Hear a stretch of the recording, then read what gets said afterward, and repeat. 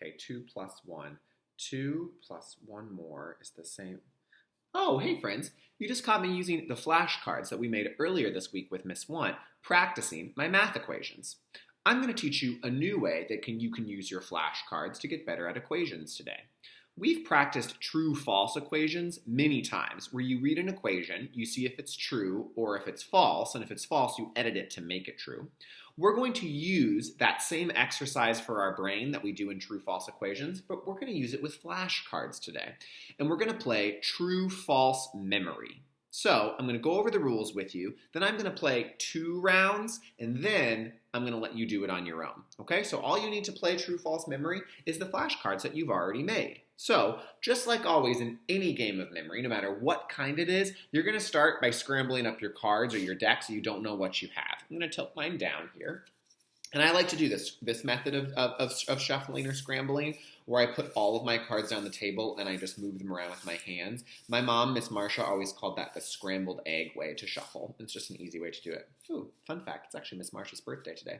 So after you felt like you've scrambled your eggs enough, you can make back into one stack and get ready to set up your board for memory. Now we know that we made 10 flashcards, so we're going to have 10 sort of options or 10 cards in our memory. So I'm going to lay out my 10 cards in the 5 group way, because I know that 5 and 5 is the same as 10. So I'm going to lay my cards out in the 5 group way, where I make a row of 5, 3, 4, 5, and then I go down and around and make another row of 5, 1, 2, 3, 4, 5. I like to do it the 5 group way because now my 10 flashcards are really organized. Now, the next step, just like in any game of memory, is you're going to flip over one card and leave it exactly where it is. I'm going to flip over this one. Okay, so I got 4 minus 2. I'm going to leave it where it is, pointing towards my body. Now, my next step is to solve that equation. 4 minus 2. So I'm going to use my fingers to solve it. I'm going to show 4. I know if I take away 2, I have 2 left. Okay? So I know that 4 minus 2 equals 2, or 4 minus 2 is the same as 2, and I just proved it with my fingers. Now, my next job, just like always in memory, is to flip over another card. And my goal is to try to match them so that whatever card I flip over next, the equation also equals 2, just like 4 minus 2 is. Now, I don't know any of what the other cards say, so I might get it right, and I might not, and either one's fine. So, like always, I flip over one card and I leave it just where it is. I got this one, 3 minus 2. I'm going to leave it where it is with it pointed towards me.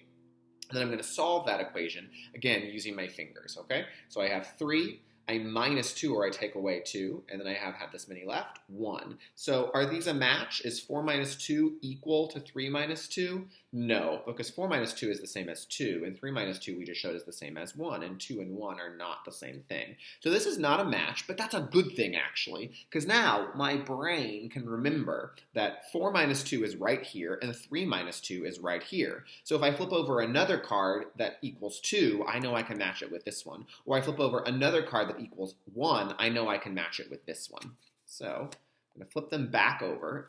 Anytime in memory after you've flipped over 2 cards, if they're a match, of course you get to keep it, but if they're not a match, you flip them back over and just work on your brain memorizing where they are. So I like to always just even say them really quietly in a level 0 whisper voice. 4 minus 2 is right here. 3 minus 2 is right here. So my brain remembers.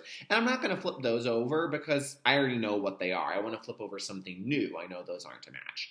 I'm going to flip over this one. Let's look at it. Let's read the equation. Ready, set, read. 1 plus 0.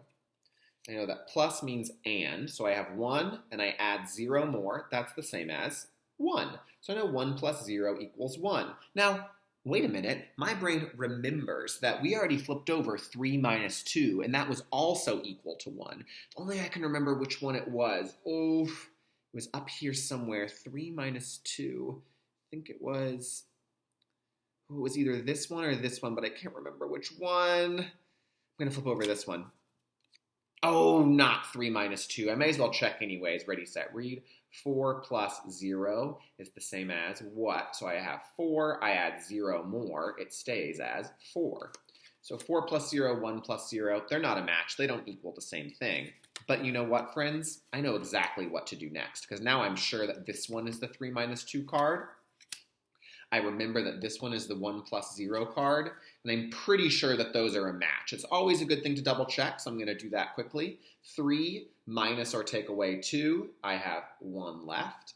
1 plus 0, 1 add 0 more, it's 1. So 3 minus 2 is equal to 1 plus 0. That means that they're a match, and I get to keep them. So I'm going to set them off to the side, and I'm going to keep playing memory. So that's your job today, friends. You can use your flashcards to play true-false memory.